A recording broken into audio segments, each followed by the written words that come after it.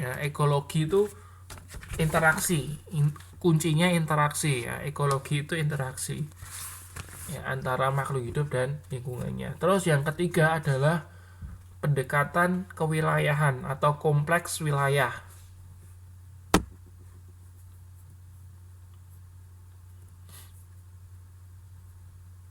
Nah, kalau ini menelaah suatu gejala di permukaan bumi melalui pengkajian karakteristik fisik dan sosial wilayah tertentu. Nah, jadi kalau yang kompleks wilayah ini sebetulnya gabungan ya. Gabungan dari pendekatan keruangan dan pendekatan ekologi. Jadi ini interaksi keduanya itu kita lihatnya di sini ya. Jadi makanya di pendekatan kewilayahan atau kompleks kewilayahan ini melihat dari karakteristik fisik ya dan sosial di wilayah tersebut ya. Jadi gabungan ya, gabungan. Nah, itu adalah 3 dari eh, pendekatan ilmu geografi. Nah, terus kita lihat prinsip-prinsipnya ya. Jadi dalam melakukan analisis gejala geosfer itu ada 4 prinsip yang perlu kita pegang. Prinsip distribusi, prinsip deskripsi, dan prinsip interrelasi, dan prinsip korologi. Ya, ada 4, ingat-ingat ya. Distribusi itu adalah prinsip persebaran. Ya, terus habis itu prinsip deskripsi. Deskripsi itu artinya menjelaskan. Jadi ketika kita membahas, menganalisis ya gejala geosfer itu kita perlu menjelaskan dengan baik. Terus interrelasi. Jadi kita harus mampu menghubungkan. Jadi interrelasi. Interrelasi itu menghubungkan ya antara satu gejala ke gejala lainnya, itu kita harus mampu menghubungkan. Itu maksud dari interrelasi ya. Terus yang keempat, korologi atau istilahnya keruangan. Nah, itu mengenai prinsip geografi. Ingat-ingat ada 4: distribusi, deskripsi, interrelasi, dan korologi atau keruangan. Nah, itu materi bab 1 ya, mengenai hakikat dari geografi. Itu yang perlu Anda pegang tadi, definisinya, lalu konsepnya, ruang lingkupnya, kemudian prinsip-prinsipnya. Itu 4 hal itu Anda perlu pegang. Sampai sini ada pertanyaan mengenai hakikat geografi?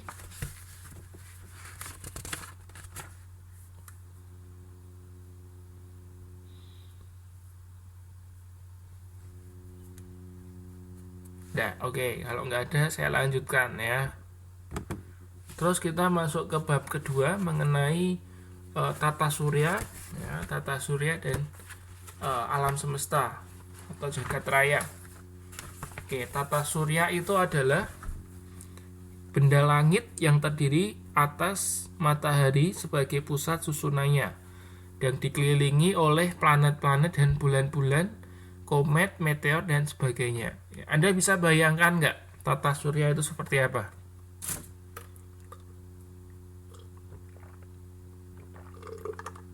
Nah, kemarin bulan Februari atau Januari itu ya, itu kemarin itu jadi tata surya itu letaknya itu semua satu garis. Anda tahu nggak? Lihat beritanya nggak? Ya. Jadi tata surya kan biasanya kan muternya kan tidak beraturan itu, ya, muternya kan tidak beraturan.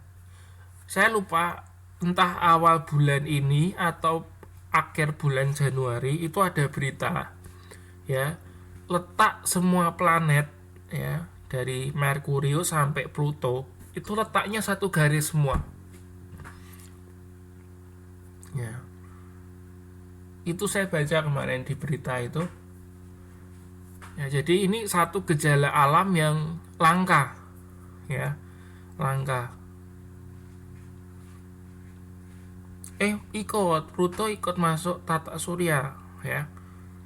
Iya, loh, Pluto itu termasuk tata surya, ya kan? Nggak ada yang mengeliminasi, ya, masih dalam ilmu, ya. Malah ada tambahan planet baru katanya, ya. Ya, malah katanya ada lagi ditemukan planet lagi satu kan yang menemukan orang Indonesia katanya itu. Ya, setelah Pluto ternyata ada lagi planet lain yang juga ternyata masuk dalam tata surya Bima Sakti, ya.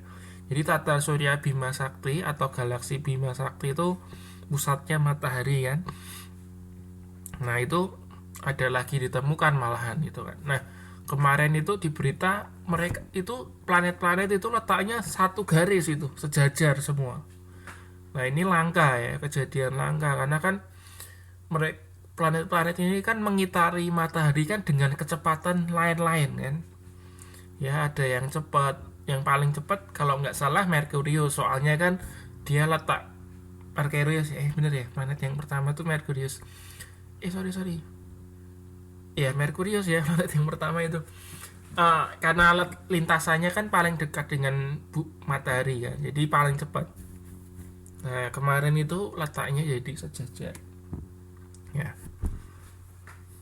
Nah, terus habis itu planet, ya, planet-planet itu dibagi menjadi dua golongan, ya. Ada planet dalam dan planet luar. Masih ingat nggak planet dalam itu apa saja, planet luar itu apa saja?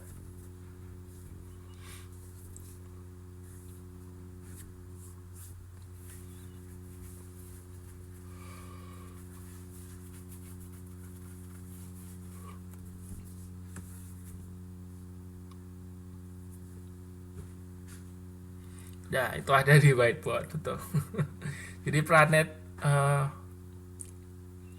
planet dalam itu Merkurius, Venus, Bumi, dan Mars. Ya, kalau luar itu Jupiter, Saturnus, Uranus, Neptunus, dan Pluto. Ya.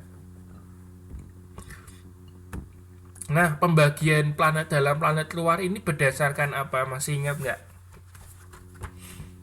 Hmm?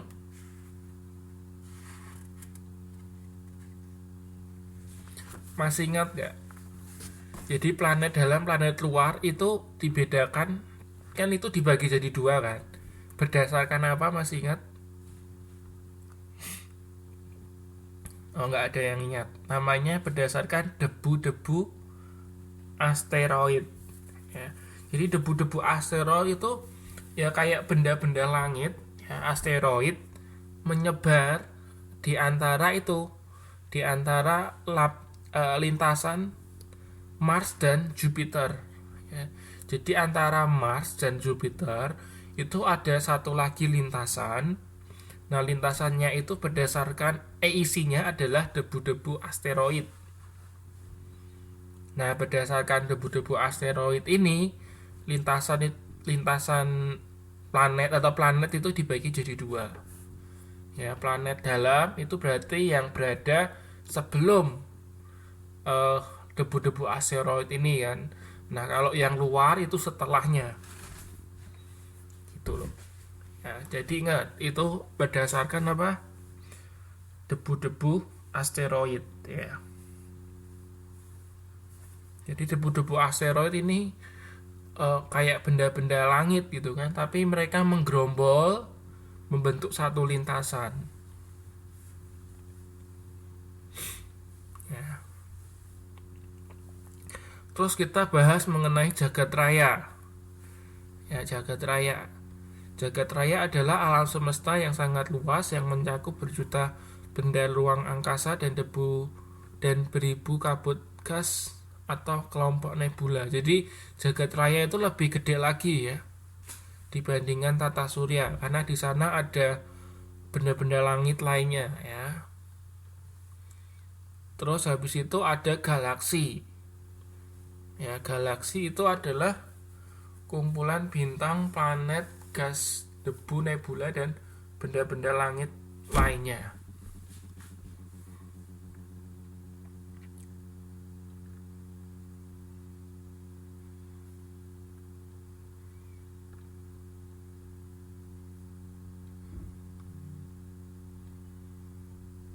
Oke, saya mau tanya, apa bedanya jagat raya dengan galaksi dengan tata surya? Yo, apa bedanya jagat raya, galaksi dengan tata surya?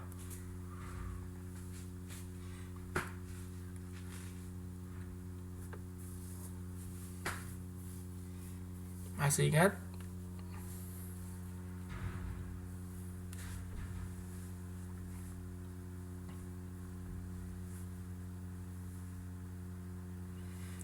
Jadi jagat raya itu lebih gede lagi ya.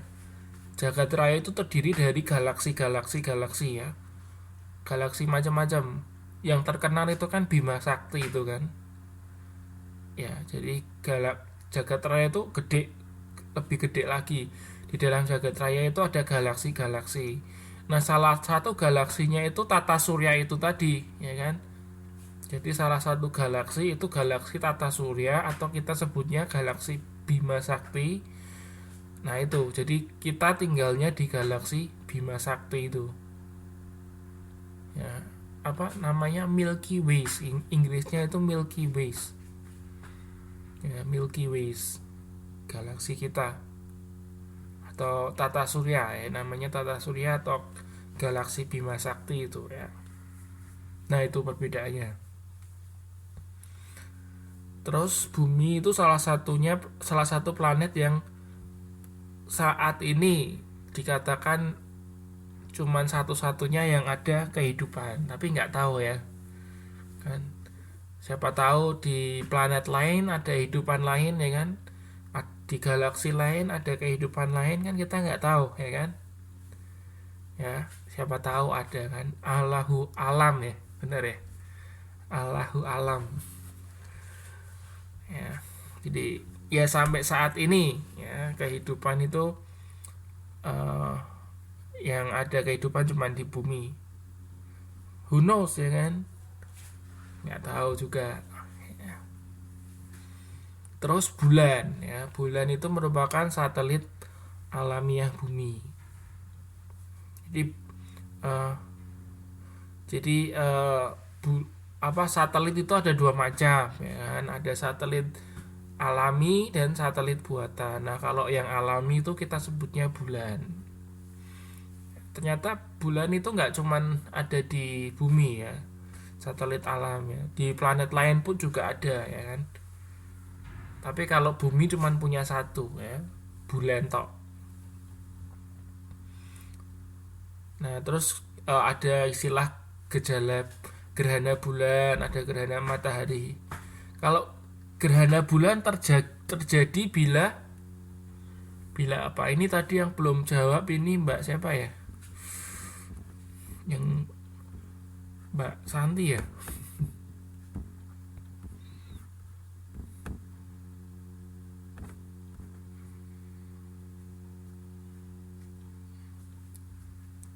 Oh, Ayu, Mas Ayu. Coba jawab Mbak. Mm-mm. Mbak Endang Rahayu ini ya, dia dapat poin. uh, Gerhana bulan itu terjadi ya, yang tadi kan tidak dapat poin, yang ini yang dapat poin. Yuk, gerhana bulan itu terjadi jika apa, posisinya seperti apa. Yang tadi kan enggak, yang ini baru dapat poin ya. Gerhana bulan itu terjadi kalau posisinya seperti apa.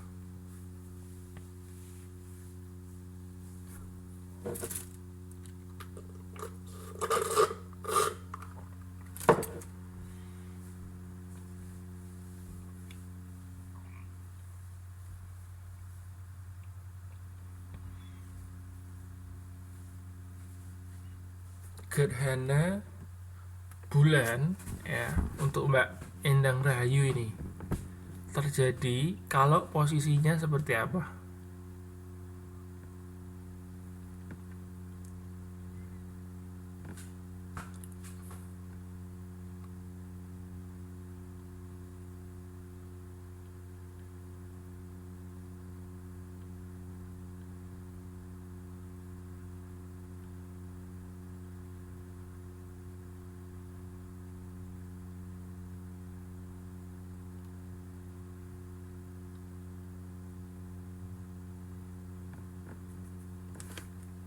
Letaknya pokoknya kalau gerhana bulan itu bumi menutupi ya. Jadi letaknya matahari, bumi dan bulan. Jadi bumi itu menghalangi sinar matahari itu sampai ke bulan, makanya bulannya nggak kelihatan gitu kan.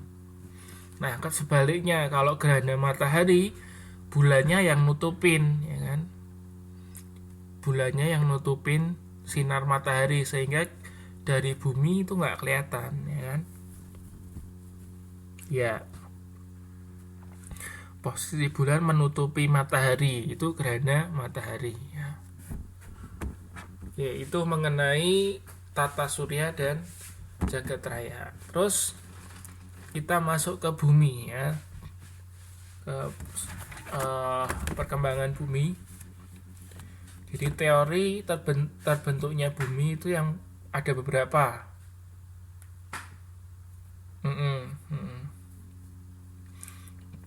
Ya, ada teori planetisimal, teori nebula, teori pasang surut, teori awan debu, teori ledakan bintang, teori perkembangan, teori James Dana ya. Ini teori tentang terbentuknya bumi.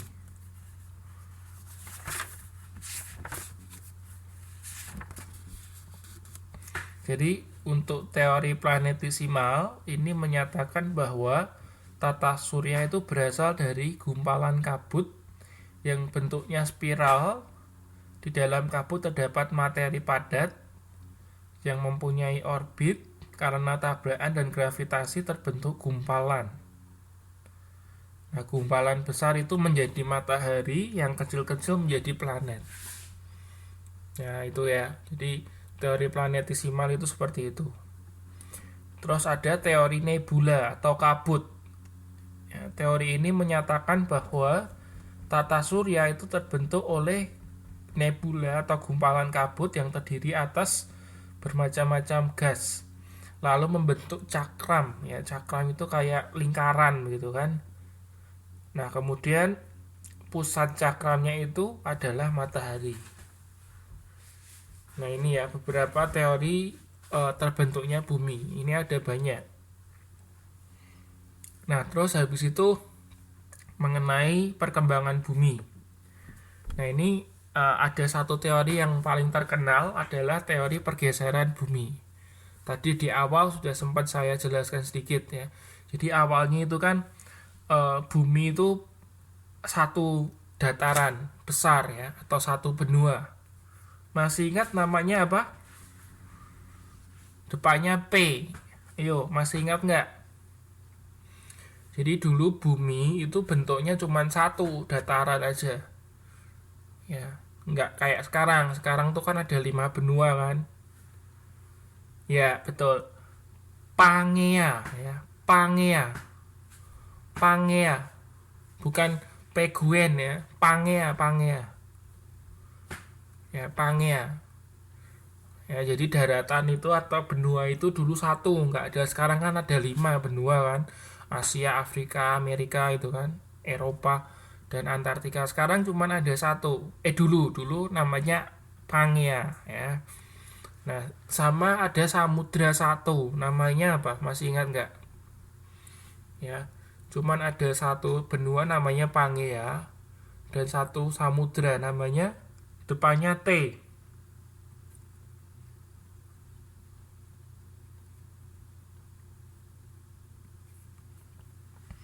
Depannya T. Tetis ya. Samudranya itu namanya Tetis dulu. Ya. TETHYS. TETHYS tulisannya gini. TETHYS.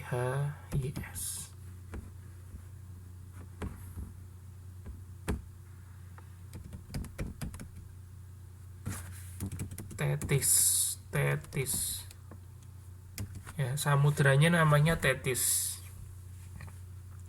Nah, terus Pangea itu tadi ya, Pangea itu kan pecah ya, jadi 2, yaitu Eurasia dan Gondwana ya. Jadi Pangea itu tadi pecah, bergeser kan, pecah jadi dua.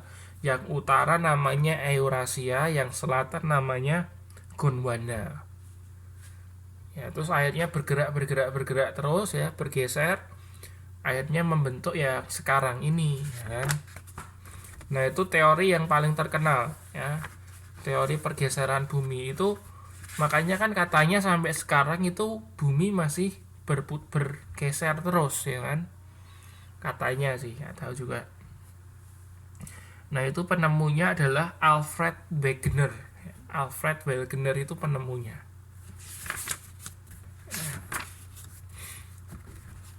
Oke, terus habis itu, nah dari uh, Eurasia dan Gondwana itu terus kan berpecah lagi itu ya, berpecah lagi menjadi lempeng-lempeng ya kan. Ada 6 lempeng, ada lempeng Eurasia, lempeng Amerika, lempeng Afrika, lempeng Pasifik, lempeng India Australia, dan lempeng Antartika. Di tadi yang dari Pangea ya kan, Pangea pecah jadi Eurasia dan Gondwana. Nah, ternyata Eurasia dan Gondwana itu juga pecah-pecah lagi ya kan, ya menjadi lempeng Eurasia, Amerika, Afrika, Pasifik, India, Australia, dan Antartika. Jadi Indonesia itu masuk di lempeng Eurasia. Ya, Indonesia itu masuk di lempeng Eurasia.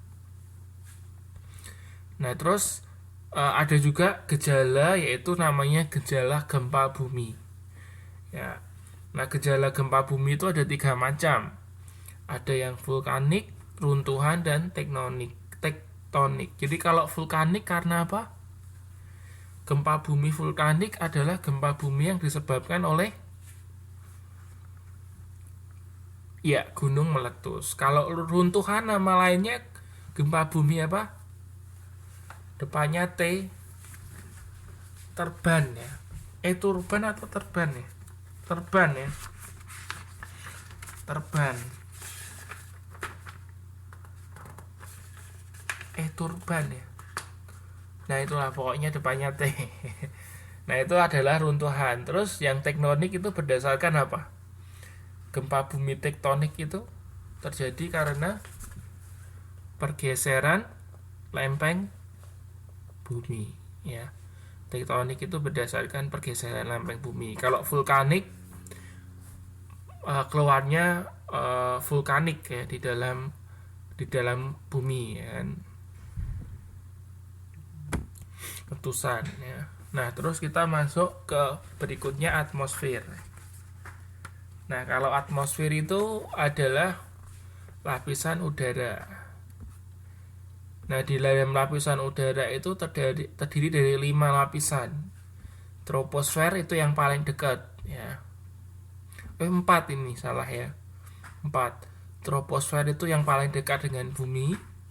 Lalu mesosfer, ionosfer, dan eksosfer. Jadi yang paling jauh dengan permukaan bumi itu adalah eksos. X itu kan luar ya kan. Jadi paling luar itu adalah eksosfer ya kan.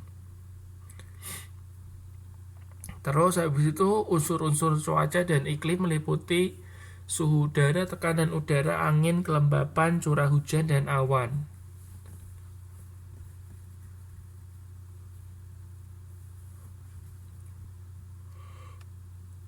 Angin itu adalah udara yang bergerak.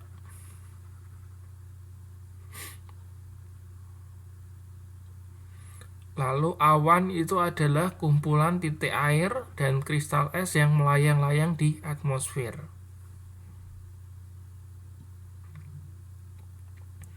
Lalu ini yang ke-9 ini. Ya, tanya apa, Mbak?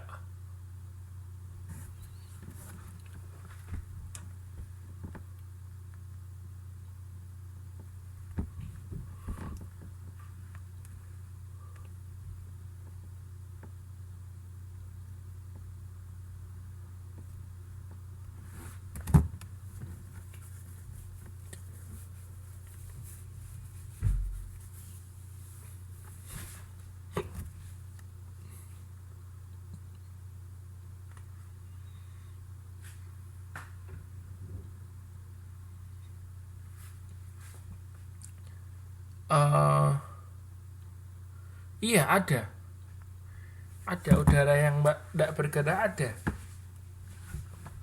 ya.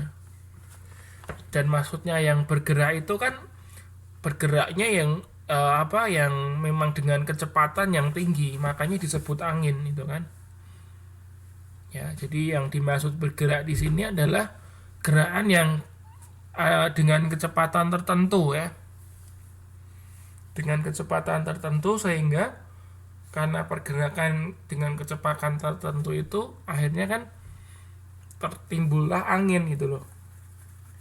Jadi udara yang tidak bergerak ada gitu kan, tapi ketika udaranya itu bergerak dengan kecepatan tertentu, itu disebut angin.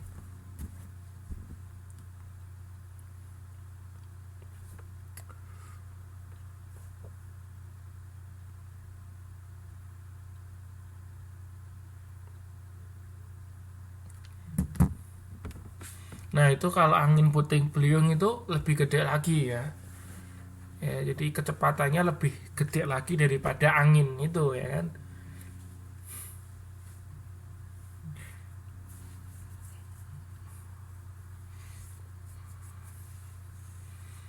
Oke, yang ke poin ke-9 itu, tipe iklim dapat diklasifikasikan berdasarkan garis lintang dan ketinggian tempat. Nah, kalau berdasarkan garis lintang, ada yang tahu iklimnya apa aja?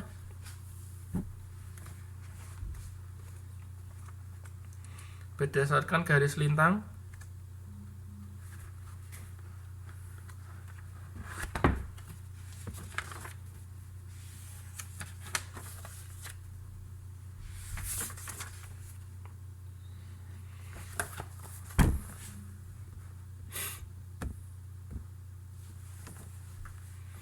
kalau berdasarkan garis lintang ya, iklim itu dibedakan menjadi beberapa ya kan.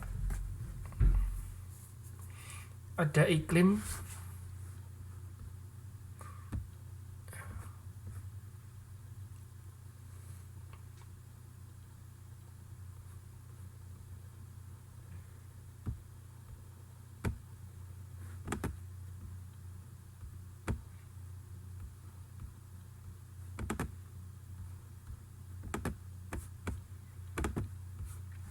ya, betul, iklim tropis, subtropis, sedang, dan dingin. Ya, ada 4. Tropis, subtropis, sedang, dingin. Nah, kalau Indonesia itu di iklim tropis ya. Iklim tropis itu yang panas ya. Cuman ada 2 musim ya. Kalau Taiwan di iklim sedang ya. Taiwan di iklim sedang atau subtropis ya? Ya, kalau nggak subtropis sedang ya. Ya, tropis, subtropis, sedang, dan dingin. Sedang ya, kayaknya sedang ya, kayaknya Taiwan sedang. Ya, sedang. Jadi kalau yang sedang itu mengalami 4 musim ya kan.